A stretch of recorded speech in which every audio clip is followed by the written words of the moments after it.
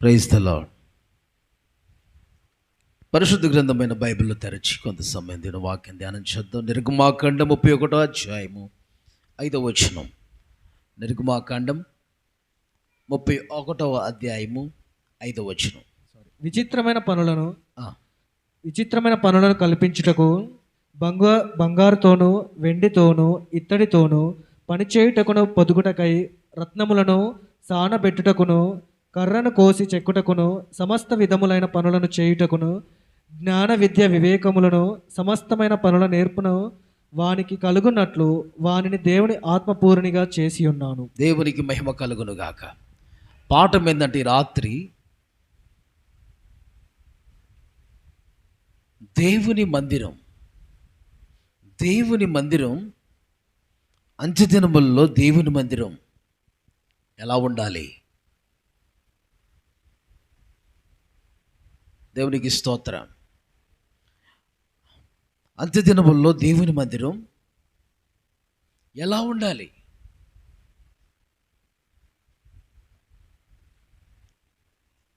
ఎలా ఉండబోతుంది అన్న విషయాలు మనం ధ్యానించబోతున్నాం. దేవునికి స్తోత్రం. ఈ పరిశుద్ధాత్మ కొడికలో ఇక్కడ గమనించండి, దేవుని మందిరం కట్టబడాలన్నా, దేవుని మందిరం కట్టాలన్నా, దేవుని మందిరం కట్టబడాలన్నా దేవుని ఆత్మ అవసరం అవుతుంది. ఆమేన్. దేవుని మందిరం పనులు చేసేవారు, మందిరంలో ఉన్న సామాగ్రి పనులు చేసేవారు కూడా ఆత్మతో నింపబడిన వారై ఉండాలట. దేవునికి స్తోత్రం.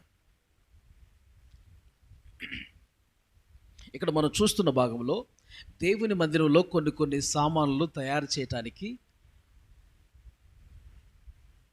కొన్ని పనులు నగిషీ పనిగా చేయటానికి, చక్కగా రూపుదిద్దటానికి దేవుడు ఇక్కడ కొంతమందిని ఎన్నుకోవటం మనం చూస్తున్నాం. దేవుని మందిర పనులు చేయటానికై, మందిరంలో ఉన్నటువంటి కొన్ని వస్తువులు తయారు చేయటానికై, ప్రత్యక్ష గుడారములో ఆ రోజుల్లో దేవుని మందిర పనుల కోసమై వాళ్ళు ఆ పనులు చేయటానికి దేవుడు ఒక ప్రత్యేకమైన అభిషేకంతో, ఆత్మతో నింపబడిన వారుగా వారు ఉన్నారట. దేవునికి స్తోత్రం.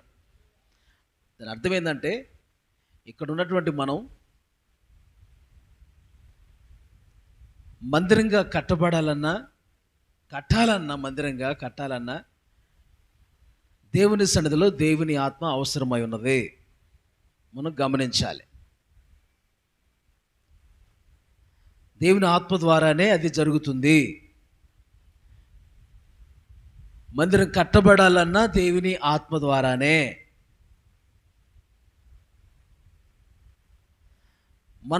మనము కూడా మందిరాలుగా మారాలన్నా దేవుని ఆత్మ ద్వారానే జరుగుతున్న కార్యము. హల్లెలూయా. అందుకనే గమనించండి, దేవుని మందిరం కట్టాలి అన్నా దేవుని ఆత్మ కావాలి. చెప్పండి. కట్టబడాలి అన్నా, దేవుని మందిరంగా మనందరం మార్చబడాలన్నా దేవుని ఆత్మ మనకి ఎంతో అవసరమై ఉన్నది. అందుకనే ప్రభు అంటాడు, ఆత్మ సంబంధమైన మందిరములుగా మిమ్మల్ని నేను కట్టుచున్నాను, కట్టబడుతున్నారు మీరని పేతురు పత్రికలో అన్నాడు కదా. ఆత్మ సంబంధమైన మందిరాలుగా నేను మిమ్మల్ని కడుతున్నాను అన్నాడు. ఇక్కడ మందిరం, ప్రత్యక్ష గుడారం మందిరం కట్టడానికి బెసలేల్ని అలాగనే అహోలియాబును దేవుడు ఎన్నుకున్నాడు. ఆమేన్. బెసలేలుని, అహోలియాబుని ఆ రోజుల్లో ప్రత్యక్ష గుడారములో దేవుని మందిరంలో కొన్ని వస్తువులు, మందసము, దీపస్తంభం, బలిపీఠం, గంగాలం, ఇలాగా కొన్ని సామాగ్రి ఉన్నాయి కదండి. ఇవన్నీ తయారు చేయడానికి ఎవరు పడితే వాళ్ళు తయారు చేయలేదట. ఆత్మతో నింపబడిన వారు అయి ఉండాలి. ఆమేన్. ఆ పనులు తయారు చేయడానికి కూడా, తయారు చేసే వాళ్ళు కూడా ఏమై ఉండాలి? ఆత్మతో నింపబడి చేయాలట. పరిశుద్ధాత్మ పూర్ణులుగా మార్చబడి వారు చేశారట. ఆత్మ పూర్ణతతో, మంచి జ్ఞానంతో, వివేకంతో, తెలివితేటలతో చేశారట. దేవుని పని ఎలా పడితే అలాగా చేయకూడదు, జ్ఞానంగా చేయాలి. అనాలోచనగా మైండ్ ఒక చోట పెట్టుకొని పనులు చేయకూడదు. ఆమేన్. దేవుని మందిరం పనులు చేసేటప్పుడు కూడా, దేవుని పరిచర్యలో కూడా తెలివిగా చేయాలి. ఏది నష్టం కలగకుండా మనం చేయాలి. ఆమేన్.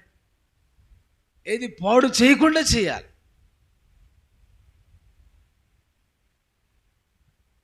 ఒకసారి తెలియలేదనుకో, రెండోసారి తెలుసుకోవాలి. దేవునికి స్తోత్రం.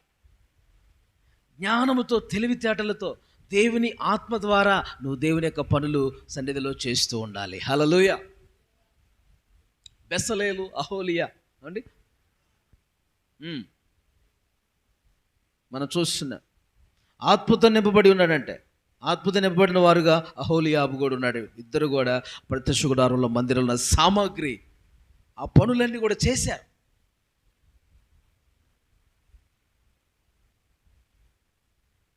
ఇక్కడ కూడా మనం దేవుని మందిరంలో కూడా పనులు మనం దేవుని సన్నిధిలో చేయాలి. ఆమేన్. ఎలా చేయాలి? నువ్వు పట్టెత్తేటప్పుడు స్తోత్రం స్తోత్రం అంటూ చేయాలి. కుర్చీ తీసేటప్పుడు స్తోత్రం స్తోత్రం అంటూ తీయాలి. శుభ్రంగా దేవునికి స్తుతిస్తూ శుభ్రంగా ఊడుస్తూ శుభ్రం చేస్తూ ఉండాలి, కడుగుతూ. హల్లెలూయా.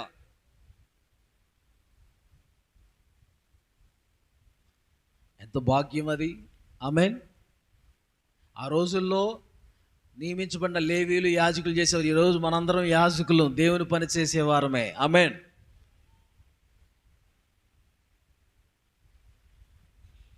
దేవుని యొక్క సన్నిధిలో గమనించాలి. ఎవరికి ఏ పని నియమిస్తే ఆ పనులు చక్కగా చేస్తూ ముందుకు సాగుతూ ఉండాలి. ఆత్మతో నింపబడి ఆ రోజుల్లో వారు దేవుని యొక్క పనులు, మందిర పనులు చేస్తూ ఉన్నారు. దాని అర్థం ఏంటంటే, ఒక మందిరం పని నువ్వు చేయాలన్నా, మందిరం నువ్వు కట్టాలన్నా, మందిరంగా నువ్వు కట్టబడాలన్నా దేవుని ఆత్మ ఎంతో అవసరమని మనకు తెలుస్తూ ఉంది. చాలా ప్రాధాన్యత ఆత్మకి. ఆత్మ ద్వారానే అది జరుగుతుంది అంటానికి ఆ రిఫరెన్స్ కూడా రాసుకోండి. 1 పేతురు పత్రిక 2:5. 1 పేతురు పత్రిక 2:5.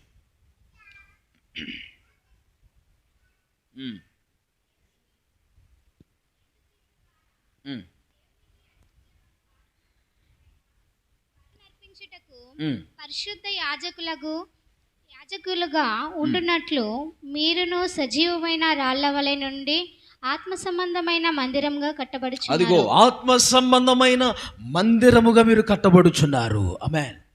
ఏ మందిరంగా? ఆత్మ సంబంధమైన మందిరంగా కట్టబడాలి. ఈ దినాల్లో దేవుని మందిరం ఎలా ఉండాలయ్యా? అంత్య దినాల్లో, చివరి దినాల్లో దేవుని మందిరం ఎలా ఉండాలి? మందిరం ఎవరు? భూ సంబంధమైన మందిరమే కాదు, మనమే ఒక మందిరంగా ఉన్నాము. దేవునికి స్తోత్రం. ఆత్మ సంబంధమైన మందిరంగా మనం ఏం చేయాలట? కట్టబడాలి. కట్టబడుచున్నారు అనుందా? కట్టబడ్డారనుందా? కట్టబడుచున్నారు. కట్టబడలేదు. ఇంకా మనం ఆత్మ సంబంధమైన మందిరంగా మనం ఇంకా కట్టుకుంటున్నాం. మన జీవితాన్ని కట్టుకుంటున్నాం. ఎవరు సంపూర్ణులు కాలా, ఏమవుతున్నారు? సంపూర్ణులు అవుతున్నారు. అందరూ సిద్ధపడుతున్నాం. అందరం రూపాంతరం అనుభవంలో యేసు రూపులోకి మారుతూ ఉన్నాం. ఆమేన్. ఎవరి రూపులోకి? యేసయ్య రూపులోకి మారుతున్నాం. దేవునికి స్తోత్రం. హల్లెలూయా. సంకల్పం, దేవుని సంకల్పం అదే. మనం ఆయన రూపంలోకి మార్చబడాలి. ఆయన పోలిక చొప్పున, ఆయన స్వరూపమందు చేయబడ్డాం. ఇప్పుడు ఆ స్వరూపం, ఆ పోలిక పోయింది. ఆదాములోంచి వచ్చిన సంతానంగా మనం ఉండుట ద్వారా ఇప్పుడు తిరిగి కడపటి ఆదామైన యేసుక్రీస్తు ద్వారా తిరిగి మరలా మనం ఆ రూపాన్ని, యేసు పోలికను, రూపంలోకి మనం మార్చబడాలి. Praise the lord. దేవునికి స్తోత్రం. హల్లెలూయా. ఎఫెసీ పత్రిక 2వ అధ్యాయంలో కూడా, ఎఫెసీ పత్రిక 2వ అధ్యాయం 21-22 వచనాలు మనం చూస్తే, మనం కట్టబడుతున్నాం పరిశుద్ధ దేవాలయంగా అంటున్నాడు అక్కడ. ప్రతి కట్టడము ఆయనలో చక్కగా అమర్చబడి, చూడండి, ప్రతి కట్టడము ఆయనలో చక్కగా అమర్చబడి ప్రభువునందు పరిశుద్ధమైన దేవాలయంగా గుట్టకు వృద్ధి పొందుచున్నది. పరిశుద్ధమైన దేవాలయం ఒకటకు ఏమవుతుంది? వృద్ధి పొందుచున్నది. హల్లెలూయా.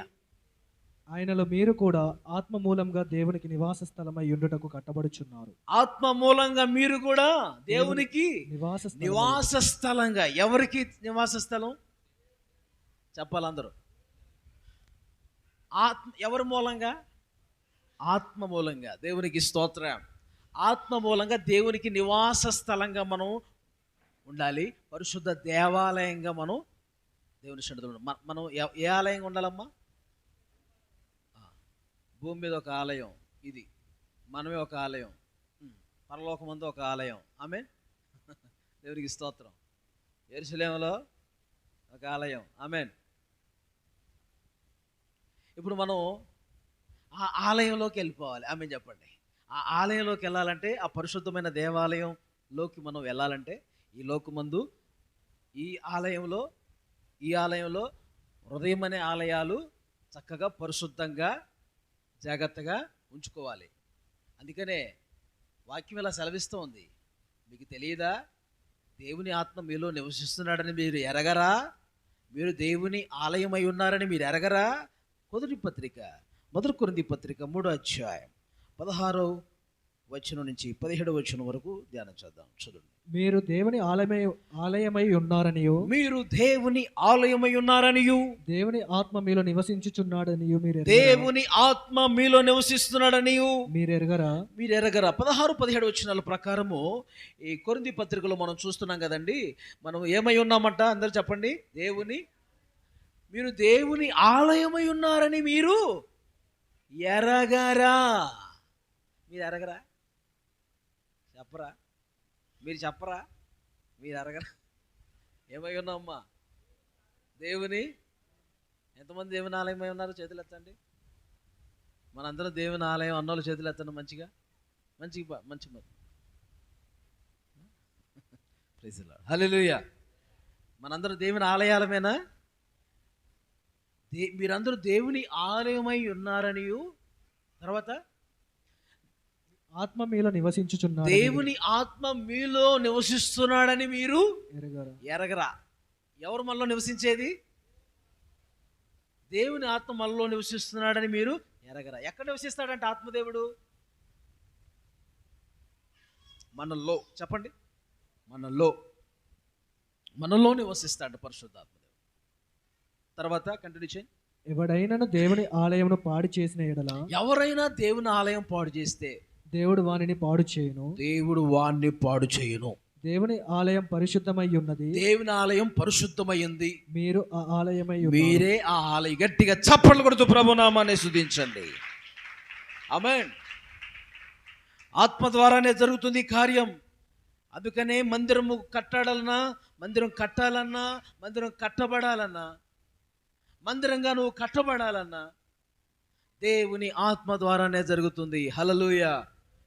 అందుకని ఏమండి, జకర్యా గ్రంథంలో కూడా శక్తి చేతైనను బలము చేతనైనా కాదు, నా ఆత్మ చేతనే ఇది జరుగును. మీరు మందిరంగా మార్చబడాలంటే దేవుని ఆత్మ చేతనే దేవుని కార్యం జరిగిద్ది అన్నమాట. Praise the Lord. నా ఆత్మ చేతనే ఇది జరుగును.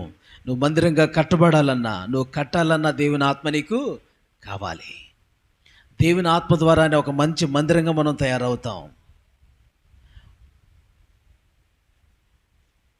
ఏమండి, మనం కట్టబడతాం, అనేకుల్ని కడతాం. దేవునికి స్తోత్రం.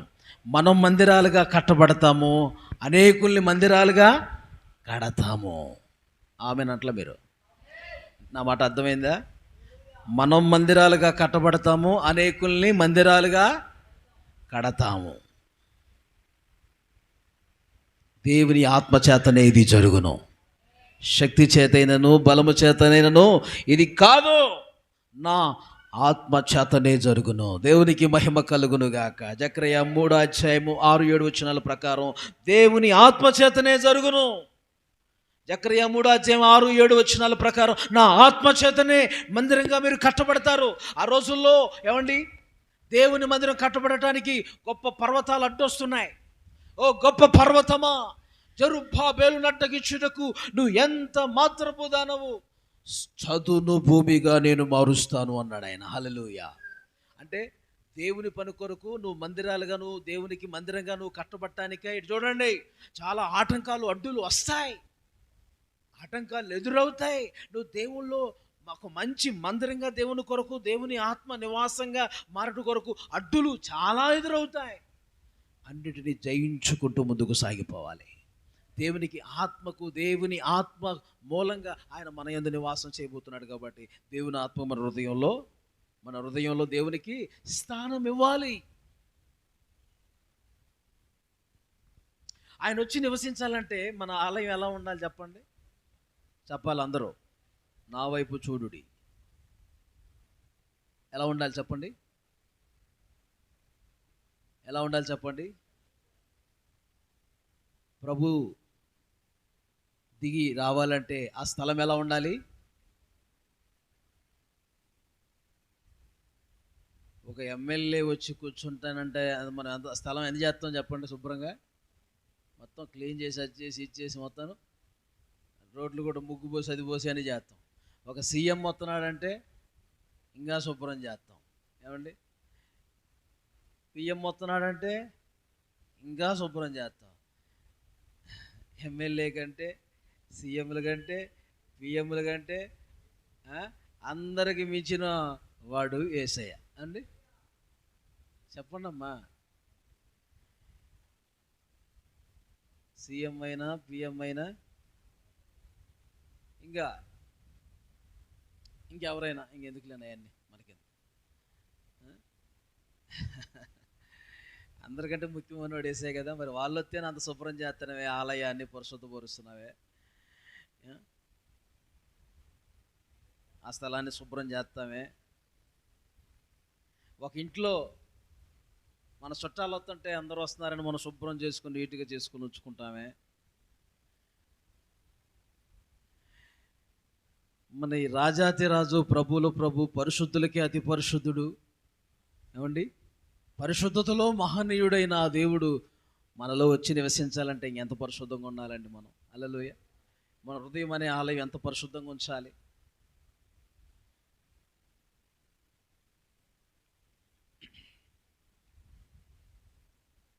చెప్పండి.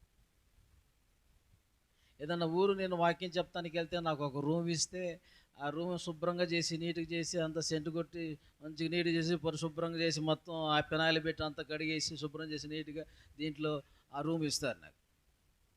నేను వెళ్తేనే అంత ఘనత ఇస్తే, అంత శుభ్రం చేస్తే రూము, ఆ రూములోకి యేసయ్య రావాలంటే యేసయ్య వస్తున్నాడు ఆ రూములో కంటే ఎంత శుభ్రంగా ఉండాలి. హల్లెలూయా.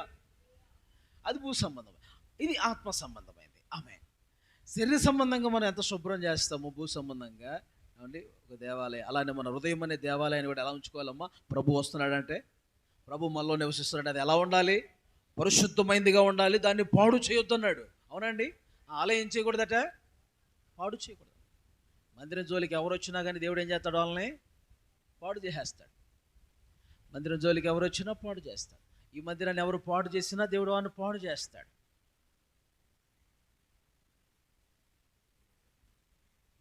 గమనించాలి. ఈ మందిరం, మన దేహమే దేవుని ఆలయమై ఉన్నదని మీరు ఎరగరా? ఏందది చెప్పండి కొంచెం. మన దేహమే దేవుని ఆలయం. చెప్పాలి అందరూ. మన దేహమే దేవుని మన దేహం, మన శరీరం, మన దేహమే దేవుని ఆలయం, దేవుని నివసించే ఆలయం. కానీ దీన్ని పాడు చేయకూడదు. ఏం చేయకూడదు? మరి దీన్ని ఎందుకు పాడు చేస్తున్నారు కొంతమంది? ఈ దేహాన్ని పాడు చేస్తే ప్రభు నివసిస్తాడా? ఈ దేహాన్ని పాడు చేస్తే ప్రభు మనలో నివసిస్తాడా? దేనికి పాడు చేస్తున్నారు చాలామంది చెప్పండి. అపవిత్రమైన సిగరెట్లు ముట్టుకుంటున్నారు, అపవిత్రమైన అంబర్లు ముట్టుకొని తింటున్నారు, అపవిత్రమైన మందు సీసాలు పట్టుకొని తాగుతున్నారు కొంతమంది అండి. కొన్ని చోట్ల క్రైస్తవులు ఉన్నారు అలా చేసేవాళ్ళు. చేత్తో పట్టుకొని అలా తాగుతున్నారు. అంటే నీ దేహాన్ని ఏం చేస్తున్నావు చెప్పండి? అపవిత్రం మనం చేస్తున్నట్టే. ప్రభు నివసించే ఆలయం కదా మనం. ఈ శరీరంతో వ్యభిచారం చేస్తున్నారు. ఈ శరీరంతో రకరకాల పాడు పనులను చేస్తున్నారు. ఈ శరీరాన్ని అపవిత్రం పరిచేస్తున్నారు. ప్రభు నివసించే ఆలయం కదా ఇది. పరిశుద్ధంగా ఉంచుకోవాలి కదా. దేవుడు నీలో ఎలా నివసిస్తాడు? నీలో ఉండాల్సిన దేవుడా దెయ్యమా? దేవుడికి నివాస స్థలమా, దయ్యానికి నివాస స్థలమా? నువ్వు పరిశుద్ధంగా ఉంటే దేవుని పరిశుద్ధ ఆత్మ వచ్చింది. నువ్వు పరిశుద్ధంగా లేకపోతే నీలో నివసించేది దయ్యమే కానీ మరి వేరొకటి కాదు. ఆమేన్. ఇది ఈ స్థలము, ఈ హృదయం, ఈ ఆలయం దేవునికి నివాస స్థలంగా ఉండాలి కానీ అపవిత్రాత్మలకు నివాస స్థలంగా ఇది మారకూడదు. ఈ దేహం దేవుని ఆలయం కాబట్టి దీన్ని పాడు చేస్తే దేవుడు వారిని పాడు చేస్తాడట. పాడైపోతారు వాళ్ళు.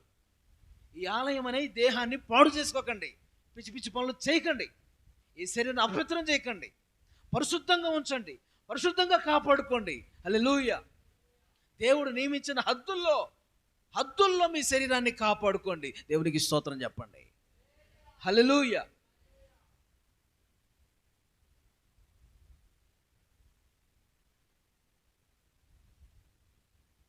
చాలా జాగ్రత్తగా కాపాడుకోవాలండి ఈ శరీరాన్ని, దేహాన్ని.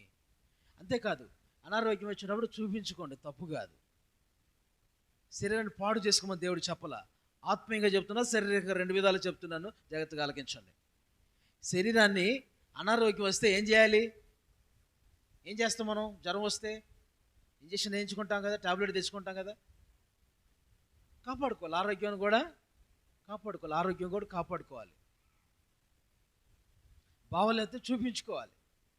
అలాగా మూలిగి చచ్చిపోయి నరకానికి ఏమండి మనం పోయే స్థితిలో మనం మారకూడదు, సిద్ధపడకుండా, సంపూర్ణం కాకుండా. ఆమేన్. నువ్వు అంతే అనారోగ్యంతో చూపించుకోకుండా అంతే ప్రాణాన్ని విడిచావనుకో, నువ్వు సంపూర్ణం కాలేదనుకో దేవుని దృష్టిలో, మరేంది మరి? తీర్పులో నిలబడతావు. ఆమేన్. ఆరోగ్యాన్ని కూడా జాగ్రత్తగా కాపాడుకోండి. నాకు విశ్వాసం అండి, నాకు విశ్వాసం అని చెప్పేసి కొంతమంది నిలబడుతుంటారు. ఓకే, నీ విశ్వాసం నిన్ను గణపరుస్తుంది. హల్లెలూయా. కొంతమంది విశ్వాసంతో ఉంటారు, మంచిదే, ఎవరి విశ్వాసం వారిది.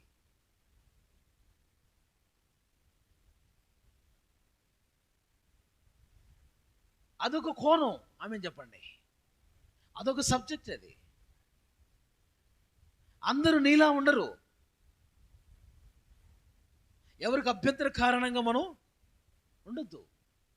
ఎవరి విశ్వాసం వారిది, ఎవరి నమ్మిక వారిది. బలహీనతలు చోటు చేసుకున్నప్పుడు జాగ్రత్తగా కాపాడుకునే బాధ్యత కూడా తీసుకోవాలి. గొప్ప గొప్ప దైవజనులు చెప్పారు, మేము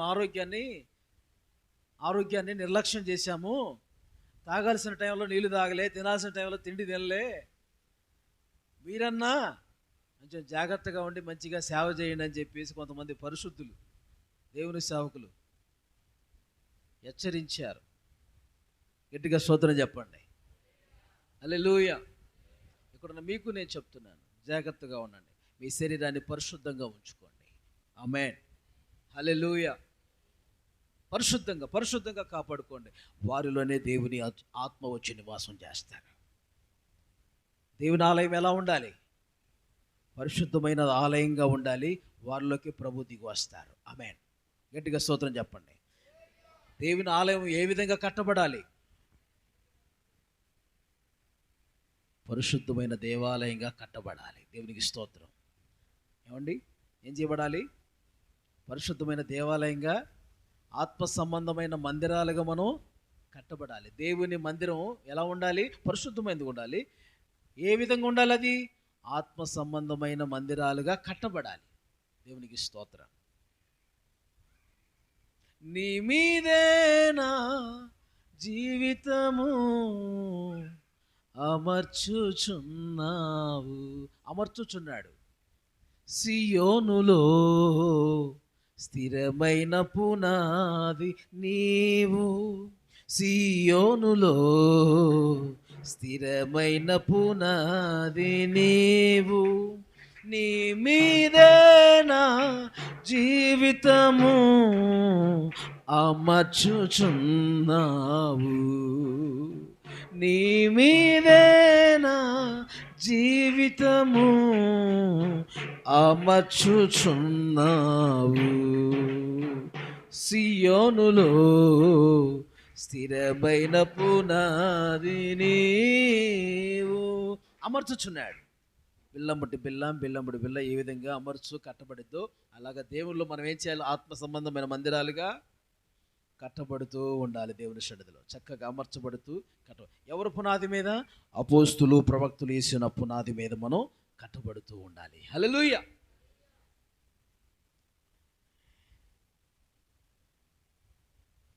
దేవుని మందిరం ఆత్మ సంబంధమైన మందిరాలుగా కట్టబడుతూ ఉండాలి.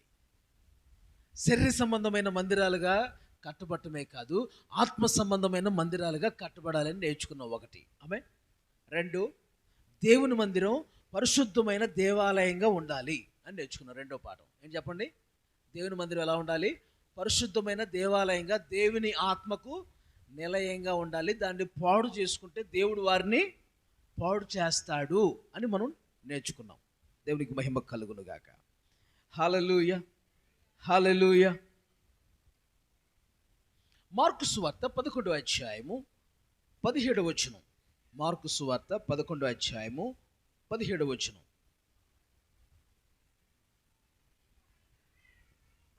బోధించుచు నా మందిరము సమస్తమైన అన్యజనులకు ప్రార్థన మందిరం అన్నబడు. అదిగో నా మందిరం సమస్తమైన అన్యజనులకు ప్రార్థనా మందిరం అనబడును. దేవునికి స్తోత్రం. ఏమండి? దేవుని మందిరం అండి సమస్త జనులకు ఏదట? ప్రార్థన మందిరం అనబడును. ఇప్పుడు మనమే మందిరాలం. ఆమె చెప్పండి. ఇప్పుడు మనం ఏ మందిరాలుగా ఉండాలి? ప్రార్థించే మందిరాలుగా ఉండాలి. చెప్పండి అందరూ. ఇప్పుడు మందిరం అంటే ఎవరు? మనమే మందిరాలు. ఇప్పుడు మందిరం ఎలా ఉండాలి చెప్పండి? ప్రార్థించే మందిరం. ఫస్ట్ ఎలా ఉండాలి? మందిరం ఆత్మ సంబంధమైన మందిరంగా కట్టబడాలి. రెండు, మందిరం ఎలా ఉండాలి? పరిశుద్ధమైనదిగా ఉండాలి. నెంబర్ 3, మూడోది ఎలా ఉండాలి? ప్రార్థించే మందిరాలుగా ఉండాలి. నా మందిరం సమస్త జనులకు ప్రార్థనా మందిరం. ప్రార్థనా మందిరాలుగా ఉండాలి. మనందరం దేవుని సన్నిధిలో ప్రార్థించే మందిరాలుగా ఉండాలి. చాలామంది ప్రార్థించే మందిరాలుగా ఉండట్లా, ప్రార్థించలేని వారుగా ఉంటున్నారు. ఎప్పుడు ప్రార్థన జరుగుతూ ఉండాలి మందిరంలో. ఆమేన్. ఎప్పుడు ధూపం వేస్తూ ఉండాలి దేవుని మందిరంలో. ఆమేన్. ఉదయం సాయంత్రాలు దేవుని సన్నిధిలో ఏమండి? దేవుని సన్నిధిలో ఏం వేస్తూ ఉండాలి? దేవునికి స్తోత్ర బలి, నైవేద్య బలి, దహన బలి అన్నీ జరుగుతుండాలి. హల్లెలూయా. సమాధాన బలి, పాప పరిహార్థ బలి, అపరాధ పరిహార్థ బలి అన్నీ జరుగుతుండాలి. దేవునికి స్తోత్రం. అందరి కోసం ప్రార్థనలు, విజ్ఞాపనలు అన్నీ చేయబడుతూ ఉండాలి. దేవుని మందిరములో రేయం బగుళ్ళు మానక దేవుని మందిరంలో ప్రార్థనలు, ధూపాలు జరుగుతూ ఉండాలి. ఆమేన్. ధూపం వేస్తూ ఉండాలి, పొగ వేస్తూ ఉండాలి. ఆమేన్ చెప్పండి. ఏం వేయాలి? పొగ. ఏంటి పొగ? ప్రార్థన అనే పొగ, ప్రార్థన అనే ధూపం యాజకుడు వేస్తూ ఉండాలి ఆ రోజుల్లో దేవుని సన్నిధిలో. ఆమె ఇప్పుడు మనందరం ఏమై ఉన్నాం? యాజకులు, రాజులైన యాజక సమూహం. ప్రార్థన ధూపం దేవుని సన్నిధిలో మనం వేయాలి. ప్రార్థన చేస్తున్నారా అని అంతే నిద్రపోతున్నారా? ఉదయం లేవగానే చేస్తున్నారా? నైట్ పడుకునేటప్పుడు ప్రార్థన చేస్తున్నారా? మధ్యాహ్నం ఖాళీ టైంలో ప్రార్థన చేసుకుంటున్నారా? ప్రార్థించేవారుగా మనం ఉండాలి. దేవుని మందిరం సమస్త జనులకు ప్రార్థనా మందిరం. ఆఖరిగా ఇంకో విషయం చెప్పి ముగిస్తాను. చూడండి, యెషయా గ్రంథము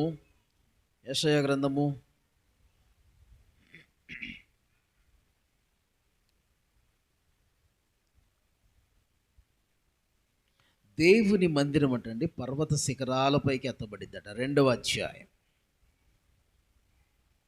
2వ వచనం. 2వ అధ్యాయం 2వ వచనం.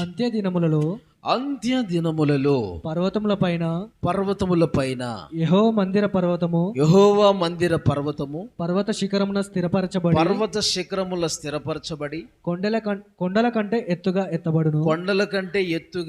ఎత్తబడును. హల్లెలూయా. ఇటు చూడండి, ఒక మందిరంగా కట్టబడాలంటే దేవుని ఆత్మచేతనే జరుగుతుంది. ప్రార్థించే మందిరాలుగా మనం ఉండాలని నేర్చుకున్నాం ఇందాకలా.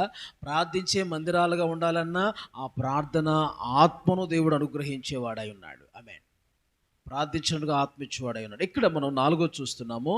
దేవుని మందిరాలమైన మనమట చూడండి, పర్వత శిఖరాలపైన ఎత్తబడి పర్వత శిఖరాలపైన కట్టబడిదట దేవుని మందిరాన్ని. దేవుడు పైన పెడతాడంట మందిరాన్ని. ఎక్కడ పెడతాడంట? పర్వత శిఖరాలపైన. దేవుని మందిరం అనేది ఒక పర్వతంగా పోల్చాడు ఇక్కడ. అంత్యదినముల్లో పర్వతముల పైన యెహోవా మందిర పర్వతము పర్వత శిఖరమున, అంటే దేవుని మందిరం అనే పర్వతాన్ని ఎక్కడ పెడతాడంట? పర్వతాల శిఖరాన పెడతాడట. అంటే ఇప్పుడు పర్వతం మీద కట్టబడిన పట్టణం అందరూ కనబడింది కదండి. పర్వతం మీద పెట్టబడిన దీపస్తంభం అందరూ కనబడింది కదండి. అలాగా దేవుని మందిరం అంట అందరికీ కనబడేలాగా పర్వతాల మీద నిలుపుతాడట. ఆమేన్. ఎక్కడ నిలబెడతాడంట? పర్వతాల పైన, పర్వత శిఖరాలపై, శిఖరపు అంచు పైన దేవుని మందిరాన్ని నిలబెడతాడట. దేవునికి స్తోత్రం. ఇప్పుడు మందిరం ఎవరు? మనమే. దేవునికి స్తోత్రం. ఈ లోక సంబంధమైన ఈ మందిరాన్ని ఇంకా అనేకులకి తెలిసేలాగా పైన పెడతాను అంటున్నాడు ఆయన. ఆమె చెప్పండి. నా మందిరాన్ని అందరికి తెలిసేలాగా, అందరికి కనబడేలాగా, అందరూ చూసేలాగా, అందరూ చూసి అందరూ వచ్చేలాగా నేను పైన పెడతాను. దేవునికి స్తోత్రం. అలాగనే ఆత్మీయ అర్థంలో కూడా ధ్యానం చేస్తే ఎక్కువ ఆత్మీయ మందిరాలైన మిమ్మల్ని కూడా నా దేవుడు, ఆత్మదేవుడు ఏం చేస్తాడు? పైన పెడతాడు. అందరూ మిమ్మల్ని చూడటానికి వస్తారు. మీరే ఈ లోకానికి ఒక మాదిరిగా, అనేకుల్ని చూపించే మాదిరిగా ఉంటారు. దేవునికి స్తోత్ర. మీరే ఒక సూచనగా ఉంటారు. మీరే ఒక మహత్కార్యంగా ఉంటారు. మీరే ఒక అద్భుతంగా ఉంటారు. హల్లెలూయా. మిమ్మల్ని చూసి అనేకులు దేవుని యొద్దకి వస్తారు. మిమ్మల్ని చూసి అనేకులు దేవుని యొద్దకి చెప్పండి వస్తారు. రావాలి. అలా రావాలంటే మనం పైకి, ఉన్నత శిఖరము పైకి ఎత్తబడాలి. దేవునికి స్తోత్ర. హల్లెలూయా, హల్లెలూయా. పర్వత శిఖరము పైన నిలపబడాలి. ఉన్నతంగా మనం నిలపబడాలి. ఉన్నతంగా మనం ఎదగాలి. ఆమేన్.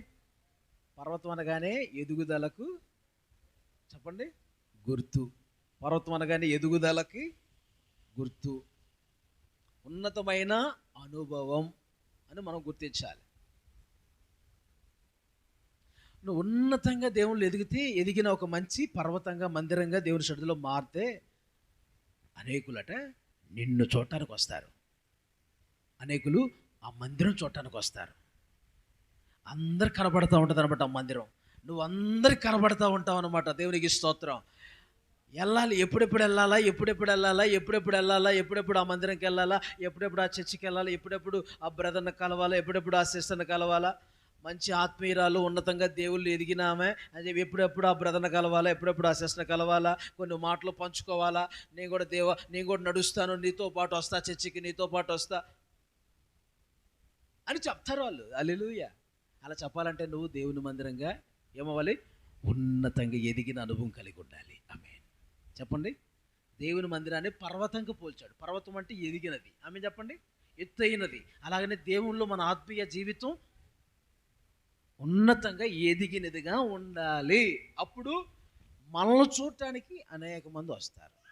ఆమేన్. అప్పుడు నువ్వు మాదిరిగా ఉంటావు. ఏది మాదిరి ఉంటుందా?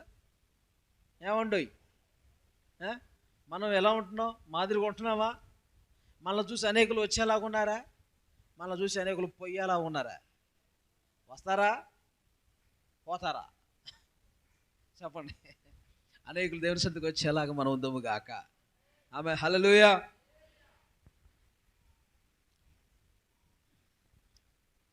ఆత్మ సంబంధమైన మన మందిరాలుగా మనం మారాలి. దేవునికి స్తోత్రం. ఈరోజు పాఠం ఏంటంటే, ఏంటి పాఠం ఈరోజు? దేవుని మందిరం ఎలా ఉండాలి అనే విషయాలు, 4 విషయాలు మనం చూస్తాం. దేవుని మందిరం ఎలా ఉండాలి? దేవుని మందిరం ఆత్మ సంబంధమైన మందిరంగా కట్టబడుతుండాలి. దేవుని మందిరం ఎలా ఉండాలి? పరిశుద్ధమైన ఏమండి దేవాలయంగా, దేవుని కొరకు, దేవునికి ఆత్మకు నివాస స్థలంగా ఉండాలి. దేవుని మందిరం ఎలా ఉండాలి? ప్రార్థించే మందిరాలుగా, దేవుని ఆత్మతో, ప్రార్థనాత్మతో ప్రార్థించే మందిరాలుగా మనం ఉండాలి. ఆమేన్. 4, మందిరం ఎలా ఉండాలి? ఉన్నతమైన పర్వతముకు ఎదిగినటువంటి స్థాయిలో మన ఆత్మీయ జీవితం ఎదిగిందిగా ఉండాలి. అనేకులు చూసి ఎప్పుడెప్పుడు ఆ మందిరంలోకి రావాలా, ఎప్పుడెప్పుడు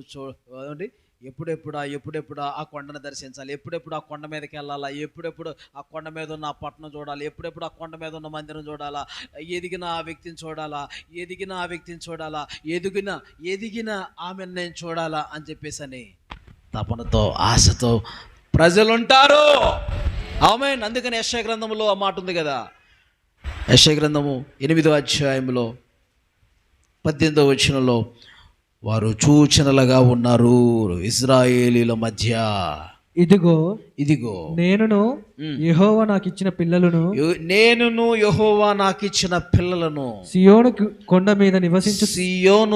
మీద నివసించు సైన్యములకు అధిపతియగు యెహోవా వలన సూచనలుగాను మహత్కార్యములుగాను ఇశ్రాయేలీల మధ్య ఉన్నారు. హల్లెలూయా. ఉన్నాము, ఇజ్రాయెల్ మధ్య ఉన్నాం. ఎలా ఉన్నాం? సూచనలుగా ఉన్నాం. మేమే మహత్కార్యాలుగా ఉన్నాం. ఆమేన్. మేమే ఒక అద్భుతంగా ఉన్నాం.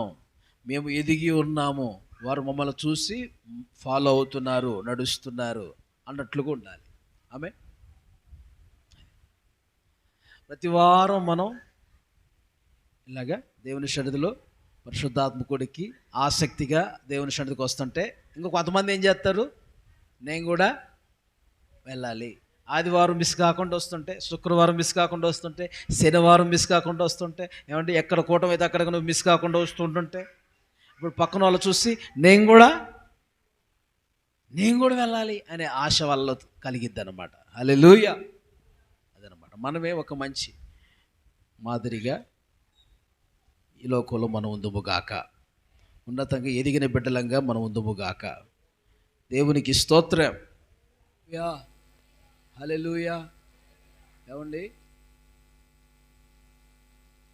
ఆఖరిగా ప్రభు చెప్పిన వాక్కు ఆ యెషయా దర్శనములో 6వ అధ్యాయంలో 1, 2, 3 వచనాల్లో ఆ దర్శనం చూస్తున్నాడు యెషయా. దేవుని మందిరాన్నంట చొక్కాయి అంచులు కప్పేశాయంట. ఆమె దేవుని చొక్కాయి అంచులు మందిరాన్నే కప్పేశాయంట. అంటే చొక్కాయి వస్త్రం యేసయ్య స్వభావాల గుర్తు. అంటే సంఘం దేవుని మందిరం అయిన మనం దేవుని స్వభావాలతో మనం కట్టబడాలి. ఈరోజు పాఠం ఏంటంటే దేవుని మందిరం ఎలా కట్టబడాలి. 5 విషయాలు చెప్పాను మీకు. దేవుని మందిరం ఎలా కట్టబడాలి? ఆత్మ సంబంధమైన మందిరంగా కట్టబడాలి, పరిశుద్ధమైన ఆలయంగా కట్టబడాలి, 3 ప్రార్థనా మందిరాలుగా కట్టబడాలి, పర్వత శిఖరముల పైన ఎత్తబడిన మందిరములుగా మనం కట్టబడాలి, 5 దేవుని మహిమతో, దేవుని వస్త్రంతో నిండిన మందిరంగా మనం ఏమండి ఆ విధంగా కట్టబడాలి. దేవుని మహిమను ధరించి మహిమలో మనం చేర్చబడాలి. పరిశుద్ధాత్మ దేవుని కృప దయచేయునుగాక. ఆమేన్. హల్లెలూయా. హల్లెలూయా. ఓకే. స్తోత్రం. తండ్రి నీకు స్తోత్రములు నాయన. నీ సన్నిధికి నడవడము కాదు కానీ నాయన, పర్వత శిఖరమున కట్టబడిన మందిరము అనేకులకు కనిపించినట్లుగా నా ప్రభువా నీకు వందనాలు. మేము అనేకులకు మా ఆత్మీయ జీవితము కనిపించాలయ్యా. మా పరిశుద్ధమైన జీవితము కనిపించాలి నాయన. మా సాక్షి జీవితము కనిపించాలి ప్రభువా నీకు వందనాలు. మా ఆత్మీయ జీవితము అనేకులకు కనబడాలి దేవా నీకు వందనాలు. పర్వత శిఖరం పైన కట్టబడ మందిరముగా నా తండ్రి మా సాక్షి జీవితం ఉండులాగున కృప దయచేయండి. పరిశుద్ధుడా నీకు వందనాలు, స్తోత్రములు నాయన. మా హృదయముల నా తండ్రి, మా జీవితముల నా ప్రభువా నీ మహిమను చూసేవారిగా నా తండ్రి నీకు వందనాలు. మహిమను కనపరిచేవారిగా ప్రభువా నీకు వందనాలు. మహిమ నుంచి అధిక మహిమను పొందుకునే వారిగా ప్రభువా నీకు వందనాలు. నీ వస్త్రము చెంగుల చేత నా తండ్రి కప్పబడిన మా జీవితాలు కప్పబడాలయ్యా, ఆమేన్. మా ఆత్మలు కప్పబడాలి Yes. నాయనా. మా ఆత్మీయ జీవితము కప్పబడాలి బా, బా, ప్రభువా. బా, లా, నీ మహిమతో మేము నింపబడాలి దేవా, నీకు బా, వందనాలు. బా, బా, బా, బా, బా. ఈశవల రషంగల తిరిబిగల రియల రికవల రవాస్యల రవాస్. అయ్యా నీ మహిమతో మేము నింపబడాలయ్యా, నీకు వందనాలు. ఆమేన్. నీ మహిమలో మేము కప్పబడాలి తండ్రి, నీకు స్తోత్రములు. స్తోత్రం స్తోత్రం హల్లెలూయా, పరిశుద్ధుడా నీకు స్తోత్రములు. స్తోత్రం. నీ మహిమను కోల్పోకుండా ప్రభువా నీకు వందనాలు. నీ మహిమలో లీనమైన తండ్రి, అవును. నీ మహిమలో కప్పబడి దేవా నీకు వందనాలు. Yes, నడిచే మందిరములుగా మేము ఉండాలి దేవా, నీకు స్తోత్రం. ఆమేన్. తండ్రి నీకు వందనాలు.